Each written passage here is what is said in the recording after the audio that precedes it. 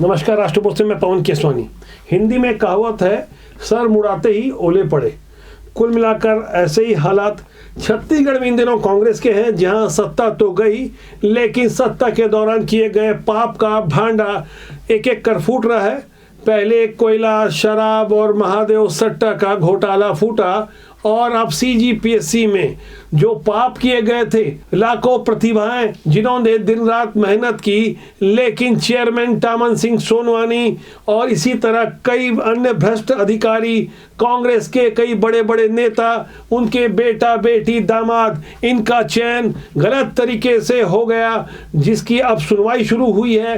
पहले ईओडब्ल्यू, उसके बाद सीबीआई और अब बालोद के अर्जुंदा थाने में बकायदा एफआईआर दर्ज हुई है। धारा 420, 120 बी, यानी अपराध सिद्ध हुआ तो 420 में 7 साल की सजा और 120 बी यानी आपराधिक साजिश में 2 साल की सजा होगी। अकेले टामन सिंह सोनवानी ही नहीं, बल्कि सीजीपीएससी के सचिव, नियंत्रक सहित तमाम ऐसे लोग जो इस अपराध में शामिल थे। कुछ हैरान करने वाली बातें अब और सामने आई है। पहले हमने लगातार छत्तीसगढ़ की युवा प्रतिभाओं के साथ हम कदम होकर इस आवाज को बुलंदी दी। अब जब नए अपडेट्स आए हैं तो आपको जानना समझना जरूरी है कि आखिर 15 फरवरी 2024 को अर्जुंदा के थाने में एक प्रतिभा ने जब एफआईआर दर्ज कराई तो एक एक शब्द उसके गौर करें, क्या कुछ लिखा, जिसे हम पहले चर्चा कर चुके हैं। लेकिन ये बातें इसलिए भी बहुत जरूरी है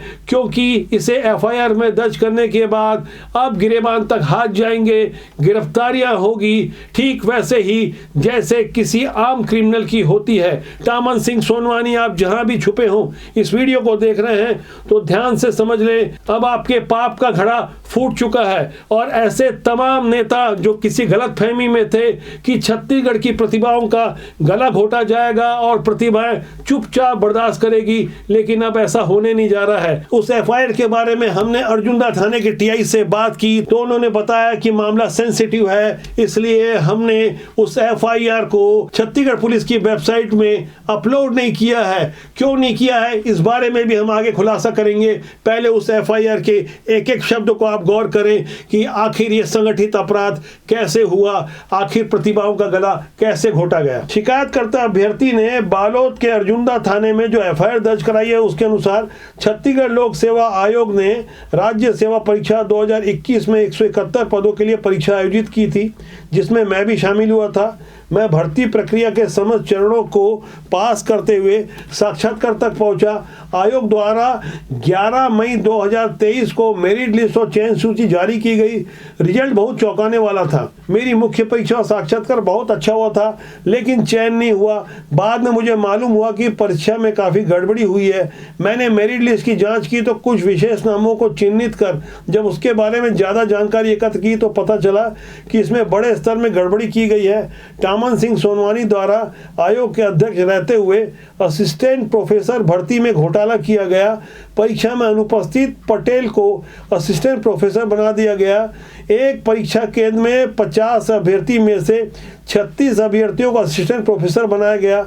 इसमें से टामन सिंह सोनवानी द्वारा अपने रिश्तेदारों को असिस्टेंट प्रोफेसर में नियुक्ति दी गई। इसी तरह 2019 और 20 में भी आयोजित परीक्षा में पूर्व चेयरमैन टामन सिंह सोनवानी ने साक्षात्कार खुद लेकर अपने पुत्र पुत्री और रिश्तेदारों को विभिन्न पदों में नौकरी दी। यह एफआईआर की शुरुआत है। इन चंद लाइनों से आपको स्पष्ट हो गया होगा कि आखिर कितनी साफगोई के साथ खुलकर आरोप लगाए गए हैं। आगे कुछ बड़े नाम भी सामने आ रहे हैं। यहाँ गौर करने वाली बात यह है कि भूपेश बघेल मंत्रिमंडल के कुछ लोग, उनके रिश्तेदारों का चयन सीजीपीएससी में उनके कार्यकाल में किस तरह से किया गया, इस रात से भी पर्दा हटने वाला है। अब एफआईआर में जो और आगे बातें लिखी गई है उस पर भी आप गौर करें, एक एक शब्द को आप ध्यान से गौर करें। आगे कुछ बड़े खुलासे होने जा रहे हैं। चयनित अभ्यर्थियों का विवरण निम्न अनुसार है। इसमें नितेश, जिसका रोल नंबर 2109166651 को डिप्टी कलेक्टर चयनित किया गया। ये आयोग के अध्यक्ष सोनवानी के पुत्र हैं। इनके नाम में सोनवानी सरनेम छुपाया गया है। इसी तरह साहिल, जिसका चयन डीएसपी के पद में हुआ है, वह सोनवानी के बड़े भाई का पुत्र है। इसमें भी सोनवानी सरनेम छुपाया गया है। मीशा कोसले डिप्टी कलेक्टर टामन सिंह की बहू है। दीपा आदिल जिला आबकारी अधिकारी, सुनीता जोशी श्रम पदाधिकारी, ये दोनों पूर्व अध्यक्ष के बहन की पुत्रियां हैं। पीएससी के सचिव जीवन किशोर के बेटे सुमित ध्रुव को डिप्टी कलेक्टर नेहा व निखिल डिप्टी कलेक्टर चुने गए हैं। ये दोनों राज्यपाल के सचिव अमृत खलको के पुत्र पुत्री हैं। डिप्टी कलेक्टर चयनित साक्षी ध्रुव बस्तर नक्सल ऑपरेशन के तत्कालीन डीआईजी केएल ध्रुव की पुत्री हैं। कांग्रेसी नेता की बेटी अनन्या अग्रवाल का चयन भी डिप्टी कलेक्टर पद पर हुआ है। यहाँ गौर करने वाली बात यह है कि ये वही शब्द हैं जो ईओडब्ल्यू और सीबीआई के लिए सरकार द्वारा अनुशंसित हैं। यानी पहले भी जो हमने खबरें चलाई थी, जो खबरें हमने दिखाई थी, लगभग वही शब्द एफआईआर के हैं। जो बातें पूरी दुनिया चीख चीख कर कह रही है, लेकिन कांग्रेस की ओर से कोई प्रतिक्रिया नहीं आ रही है।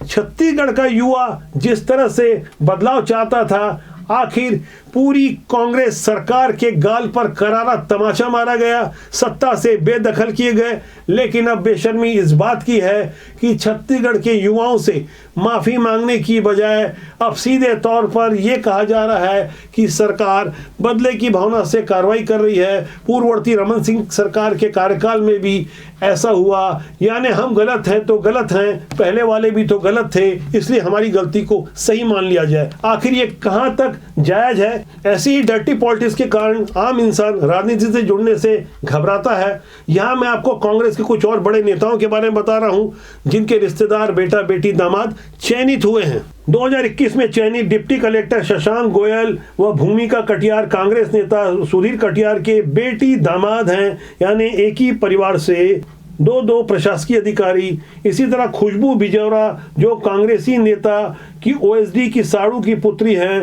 राजेंद्र कौशिक कांग्रेसी नेता के पुत्र हैं। एफआईआर में आगे लिखा गया कि इसी तरह के बड़े पैमाने पर भ्रष्टाचार आयोग के अध्यक्ष, सचिव, राजनेता व अन्य के द्वारा किया गया है। इसमें क्रमांक 1 से लेकर 15 तक डिप्टी कलेक्टर के पद पर चयनित होने वाले सभी उम्मीदवार किसी न किसी बड़े राजनेता, अधिकारी एवं बड़े व्यापारी जो शासन प्रशासन में अपना प्रभाव रखते हैं, उनके बेटा बेटी या करीबी रिश्तेदार हैं। इनकी जांच करना आवश्यक है। ये तो बात हुई एफआईआर की, लेकिन आप सोचिए आज हमारे समाज में, हमारे प्रशासन में ऐसे लोग सिस्टम को खोखला कर रहे हैं जो अयोग्य होने के बाद सिर्फ अपने कुप्रभाव से चयनित होकर आए हैं। गलत तरीके से जो पावर का इस्तेमाल किया गया, ये तो वो मामला है जो पकड़ा गया है। ना मालूम इससे पहले क्या कुछ हुआ जो हमारे बीच अधिकारी बने। ऐसे भ्रष्ट लोग शामिल हैं जो कि वास्तव में अयोग्य थे। कहीं किसी प्रतिभा का गला घोटा गया, क्या किसी ने आत्महत्या कर ली होगी, या कोई मेहनत मजदूरी कर रहा होगा, या होगा कोई जो अवसाद की जिंदगी जी रहा हो। ऐसे ही लोगों के कारण पूरा सिस्टम खोखला हो जाता है। टामन सिंह सोनवानी के बारे में जानकारी मिली कि ये पाटन में जब डिप्टी कलेक्टर हुआ करते थे। अभी फिलहाल प्रारंभिक जानकारी आई है, इस बारे में तस्दीक कर रहे हैं। इनकी पत्नी दुर्ग में डॉक्टर हुआ करती थी। तब चरोदा के पास कहीं इन्हें एक लावारिस शिशु मिला जिसे टामन सिंह सोनवानी और उनकी पत्नी ने गोद लिया। बाकायदा गोद लेकर उसके लिए पेपर तैयार करवाए गए, पिता का नाम दिया गया। जब सीजीपीएससी 2021 की परीक्षा हुई तब प्री में, मेंस में और इंटरव्यू तक में नितेश सोनवानी ही नाम था, यानी सोनवानी सरनेम शामिल था। लेकिन जैसे ही मेरिट सूची जारी हुई तो अचानक सोनवानी सरनेम गायब हो गया। सबके सामने हुआ, डंके की चोट पर हुआ। पूर्ववर्ती भूपेश बघेल के कार्यकाल में जब यह भांडा मई 2023 में फूटा, उसके बाद छत्तीसगढ़ में मानो तो बवाल ही मच गया। जून 2023 में विधानसभा चुनाव के कुछ महीना पहले युवा मोर्चा ने सीएम हाउस का घेराव किया था। मौके पर जाकर हमने ग्राउंड रिपोर्टिंग की थी।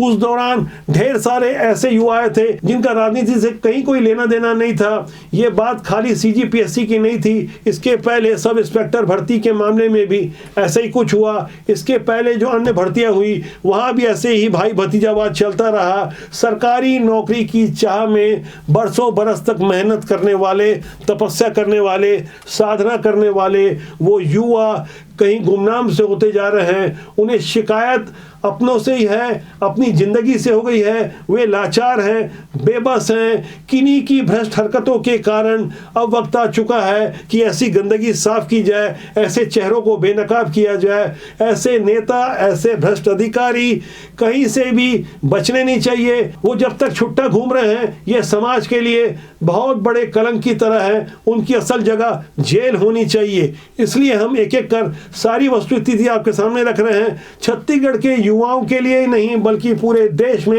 एक मिसाल बने कि आखिर कानून से बढ़कर कोई नहीं होता है, और जो खासकर प्रतिभाओं का गला घोटेगा उनके साथ तो बिल्कुल भी दया नहीं दिखाई जानी चाहिए। राजपूत आपका अपना जनमंच है। मैं चाहूंगा इस आवाज को बुलंदी देने के लिए चैनल को सब्सक्राइब करें, लाइक करें, शेयर करें, और हमारे साथ लगातार बने रहने के लिए कृपया कमेंट बॉक्स में जाके अपना मार्गदर्शन दें। आपसे बहुत जल्दी फिर मुलाकात होगी। आज के लिए बस इतना ही। नमस्कार।